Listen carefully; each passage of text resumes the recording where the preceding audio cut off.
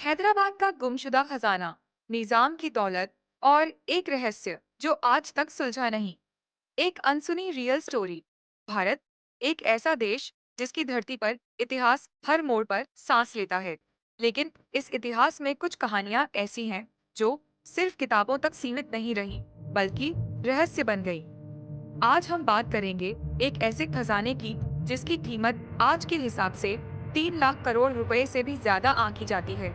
ये है निजाम का गुमशुदा खजाना।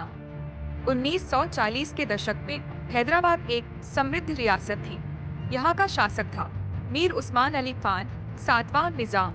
ब्रिटिश राज में भी निजाम की रियासत स्वतंत्र थी। इतनी दौलत थी कि कहा जाता है निजाम सोने के सिक्कों से भरे बैग्स का इस्तेमाल पेपर वेट की तरह करता था।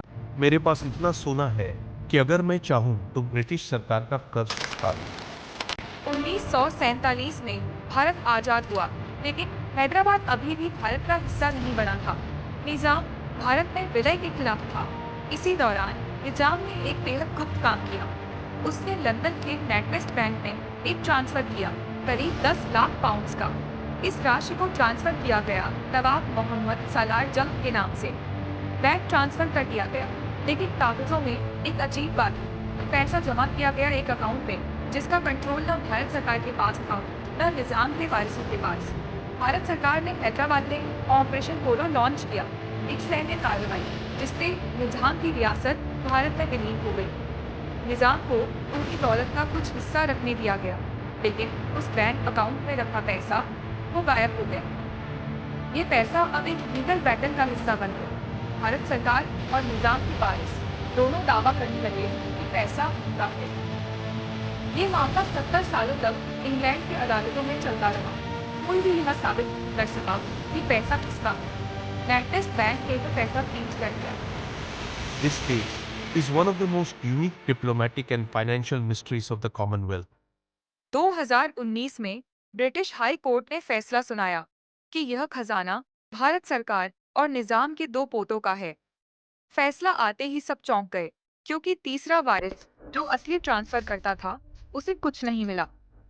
मगर असली सवाल आज भी जिंदा है। क्या वही खजाना था जो गायब हुआ था, या असली खजाना कहीं और छुपाया गया था?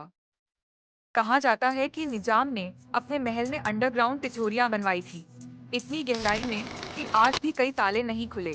कुछ लोग कहते हैं वहां अभी भी बेशुमार सोना, हीरे और दुर्लभ रत्न छिपे हुए हैं।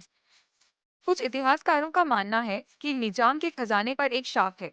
जो भी उसे ढूंढने की कोशिश करता है वो या तो गायब हो जाता है या उसकी मौत रहस्यमयी तरीके से हो जाती है। It's not just treasure, it's a legacy tied with blood, betrayal, and black magic.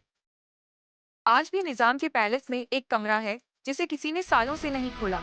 एक सीक्रेट डॉक्यूमेंट के अनुसार वहां एक आखिरी नक्शा है जो असली खजाने की लोकेशन दिखाता है। क्या खजाना वाकई वहां है? क्या कभी कोई उसे पाएगा, या ये रहस्य यूं ही आने वाली सदियों के लिए दफन रहेगा?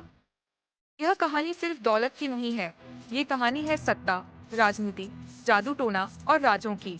एक खजाना जो आज भी इंसान की लालच और डर के बीच लटका हुआ है। अगर आप हैदराबाद के चौमहल्ला पैलेस जाएं, उस बंद कमरे के सामने खड़े होकर एक सवाल जरूर पूछिएगा, क्या खजाना अब भी यही है? क्या आप जानते हैं भारत में ऐसे और भी 15 खजाने हैं जो आज तक नहीं मिले? कमेंट करें अगर आप उनके बारे में जानना चाहते हैं।